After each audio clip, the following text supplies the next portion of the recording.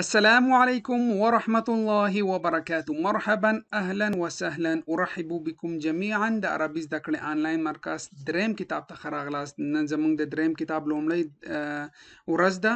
درس پیلول نه مخکې تاسو نه یو څو ویناوې دي چې باید تاسو ته ووایم چې زموږ ویډیوي درسونه په یوټیوب او د همدغه ویډیوي درسونه موږ تصویري بڼه کې جوړو او فیسبوک کې نشرو، او تاسو کولی شئ چې ټلګرام چینل هم دا درسونه ډاونلوډ کړئ.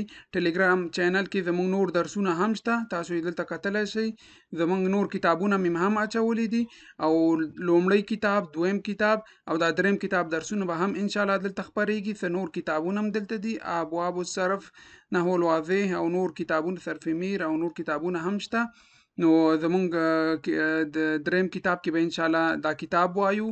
انشاءالله په دې کال کې انشاءالله چې دوه کتابه، درې کتابه، څلور کتابه هر څومره شول، عربي زده کړې قواعد به انشاءالله وایو. خو لږ قرآن کریم زده کړه آنلاین مرکز مونږه جوړ کړی ده. هغه کورنۍ چې مثلا نور ملکونو کې دي، غواړي بچیانو ته قرآن کریم زده کړه آنلاین بڼه په شکل یعنی استاد هغوی ته پکار وي، نو موږ هغوی ته استاد پیدا کوو او استادان شته انشاءالله.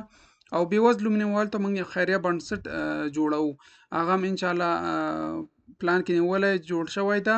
خو هیله کوم چې دې کې تاسو موږ سره مرسته وکړئ. ډېر مینوال د عربي ژبې شته، ډېر مساجدو کې چې هغوی غواړي عربي زده کړي، خو متاسفانه بدبختانه ووایم چې د فیس له امله نشي کولی چې هغوی عربي ژبه زده کړي. نو هیله کوم چې دې بنسټ، خیریه بنسټ د عربي ژبې موږ سره برخه واخلئ. دریم کتاب مونږه ټلګرام کې نشر کړی، تاسو یې ډاونلوډولی شئ. نو او تاسو نه هیله کوم چې کوم درسونه مونږ هغه کې نشر کړي نشرو په فیسبوک او یوټیوب کې، هیله کوم چې دا تاسو نشر کړئ. او یو مهمه خبره دا ده چې مونږه تاسو ته په دې کتاب کې، د دې کتاب اخره کې تاسو ته یو شهادت تقدیر د شهادت نامه یا سرټیفیکیټ هم درکوو. هغه مینوالو ته چې یوټیوب کې هغه کوم درس چې موږ وایو هغه کې زه کورنۍ دنده حتما ورکوم. مثلا کوم تمرینونه چې دي هغه باید تاسو حل کړئ، هغه تاسو ولیکئ او کومنټ کړئ. نو هغه اخره کې چې هر چا مکمل درسونو کې ګډون کړی و، هغوی ته موږ یو شهادت نامه، تقدیر نامه ورکوو د آنلاین مرکز لخوا. او انشاءالله آینده کې یو کلن سرټیفیکیټ یا یو کلن ډیپلوما هر چی چې وي، نو هغه مونږه د فلحال خو رسمي نه ده. نو انشاءالله کوشش کوو چې خپل مرکز آنلاین بڼه دا رسمي کوو، چې رسمي شو بیا یو کلن اسناد مونږ انشاءالله ورکوو. نو فلحال دغه شهادت تقدیرنامه مونږ ورکوو. نو دا زمونږ لنډ معلوماتو. تاسو نه هیله کوم چې فیسبوک، یوټیوب کې مونږ سره حتما درسونه شیر کوئ. هر څه پوښتنه چې وي کومنټ کولی شئ. نو قواعد هم انشاءالله موږ هم شروع کړی ده، درس روان دي، خو لږ به کوشش کوو چې زیات یې کړو. ستاسو د تشویق په هیله صرف تاسو نه هیله کوم چې درسونه فیسبوک کې شیر کوئ، کومنټ لایک کوئ. د کومنټ لایک فایده ماته نه رارسي، خو صرف دې سره زه تشویقیږم چې درسونه زیات جوړ کړم او کوشش پکې وکړم. دغه زما مطلب دی. نو خپل درس پیلو. اللهم صل وسلم وبارک علی سیدنا محمد وعلى آله واصحابه اجمعین. کنوز دریم، المستوى الثالث، دریم مستوى، دریم کتاب دی. د دې لنډ معلومات لاندې شوي دي. دا کتاب د دې محتویات بسم الله الرحمن الرحیم. الوحدة الأولى، وحدة الثانية، وحدة الثالثة. څنګه چې لومړی او دویم کتاب درې وحدې وي، دا کتاب هم درې وحده ده. لومړی وحده عالم الحیوانات، د حیواناتو ژوند، زندگی په باره کې خبرې کوو چې حیوانات کوم حیوانات دي. او بل تسلیه په باره کې خبرې کوو، تسلیه چې تسلیه لوبې یا ورزش یا ساتیري په باره کې ده. او درېیمه وحده الوقت، د وقت په باره کې ده. نو دې په باره کې به انشاءالله موږ هغه وایو. الدرس الاول الحیوانات. حیوانات الیفه. الیفه هغه حیوانات ته وایي چې په کور کې ژوند کوي یا د کور په ساحو کې ژوند کوي، هغه ته حیوانات الیفه وایي، چې مضر نه وي، یعنی لنډی، یعنی خانگی حیوان، کورني حیوانات. لکه قطه، پیشو، ارنب خرگوش، پښتو کې خر ارنب ته چوي، دا تاسو هیله کوم کومنټ وکړئ. ارنب. حمار خر ته وایي، حمار خر. كلب سباي، كلب سباي. بقرة غوا، بقرة غوا. جمل أوخ ته وایي، اوخ وبخښئ، اوخ، جمل اوخ. خروف پسه، خروف پسه. جاموس میخه، جاموس میخه. بقر خو غوا شوه او جاموس میخې ته ویل کیږي. حصان اسپه، حصان اسپه. خروف او کبش دا دواړه وشه دي. خروف او کبش ته پسه ته ویل کیږي او فرق یې که تاسو ته معلوم وي هیله کوم چې کومنټ کې ولیکئ. ماعز اوزه، ماعز اوزه، ماعز اوزه. جمل پښتو کې معنا له یاد وته او دې درس کې ډیر کلمات راځي. هیله کوم چې د پښتو کې یعنی د حیوانات دي چې د هغې نومونه ماته یاد نه دي. هیله کوم چې که تاسو ته یاد وي کومنټ کولی شئ. حیوانات غیر الیفه، هغه حیوانات چې د کور په ساحو کې نه اوسېږي، یعنی هغه خانگی نه وي، کورني حیوانات نه وي. نو دا په دوه ډوله دی، حیوانات مفترسه او حیوانات آکله عشب. حیوانات مفترسه څه ته وایي؟ حیوانات مفترسه هغه حیوانات ته وایي لاندې درس کې راځي چې هغې نور حیوانات وژني او د هغې غوښې خوري، دې ته حیوانات مفترسه وحشي. حیوانات آکله عشب هغه حیوانات ته وایي چې هغې بوټي خوري، بوټي دا شنه بوټي نه هغه خوري. فیل که غزال ده که دا نور شیان دي نو. ثعلب ګیدړ، ثعلب ګیدړ. فهد، فهد دې ته پښتو کې چې وایي هیله کوم چې تاسو کومنټ کوي.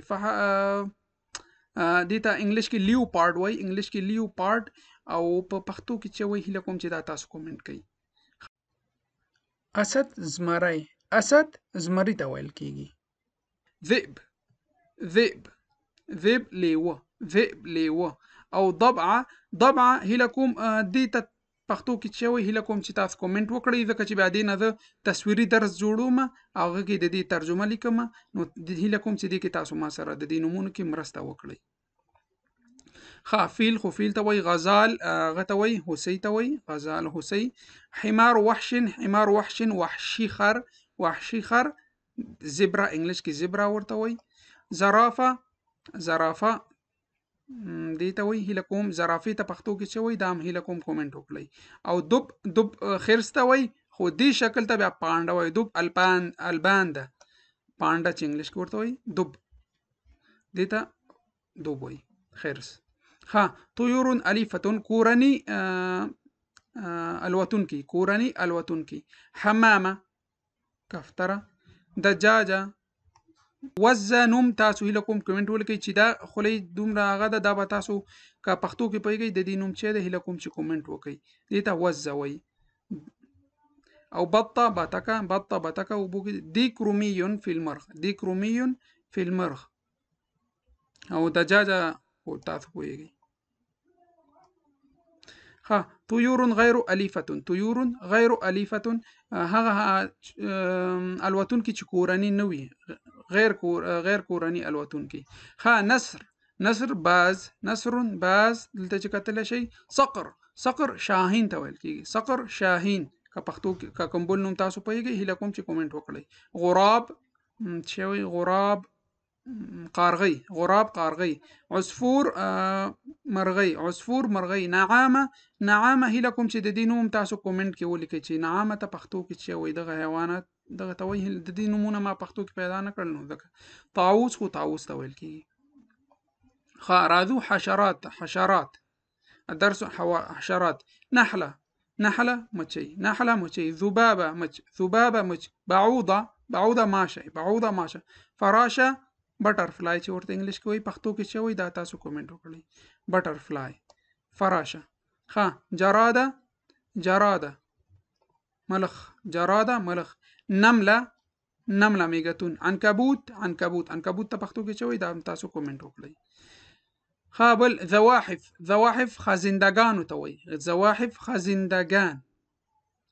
تمساح، خو تمساح ته وایي، تمساح وایي. تمساح دې ته هغه وایي، تمساح ته پښتو کې چې وایي دا هم تاسو کومنټ کړئ.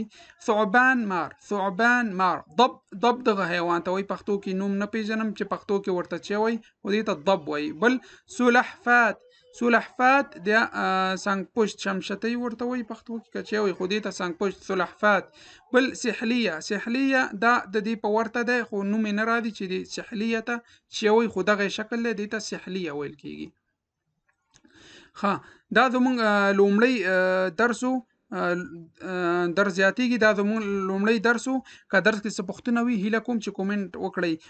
وبښئ چې ما درسونو کې څه پوښتنې تاسو نه وکړئ چې پښتو بعضې نومونه د حیوانات ما نه وي کتلي یا نومونه یې نه راځي یا په هغه په خاطر څوک نشته چې هغې نه پوښتنه وکړم. نو هیله کوم تاسو نه چې ما سره مرسته د دې په نومونو کې وکړئ. که څه پوښتنه هغه وي بیا هم تاسو کومنټ کولی شئ. نو لاندې نور درسونه محاورې شروع کېږي. فلحال صرف نومونه ول لومړی کې درس کې. که څه پوښتنه وي هیله کوم چې کومنټ وکړئ. تاسو نه هیله کوم چې دا کوم نومونه چې ما درته ولیکل دا تاسو کومنټ وکړئ.